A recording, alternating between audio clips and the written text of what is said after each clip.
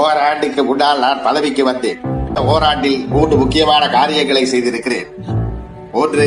சுயமரியாதை திருமணத்திற்கு சட்ட அங்கீகாரம். 2. தாய் திருநாட்டிற்கு தமிழ்நாடு என்று பெயர் மாற்றம். 3. தமிழ்நாட்டில் இந்திக்கு இடமில்லை என்றும் தமிழ் மற்றும் ஆங்கிலம் என்கிற இருமொழி கொள்கை அறிவிப்பு. இதை பார்த்துவிட்டு பலருக்கு கோபமும் ஆத்திரமும் வருகிறது. இவர்களை விட்டு வைக்கலாமா? ஆட்சியை கலைக்க வேண்டும் என்று நினைக்கிறார்கள். அது உங்களால் முடியுமா என்று நான் சவால் விட மாட்டேன். உங்களால் முடியும். ஆனால் ஆட்சியை கலைத்துவிட்டு மற்றொருவர் இங்கு வந்து உட்கார்ந்து அண்ணாதுரை கொண்டு வந்த இவற்றை எல்லாம் மாற்ற வேண்டும் என்று கருதினாலே உடனே மக்கள் வெகுண்டருவார்கள் என்கிற அச்சமும் கூடவே வரும்.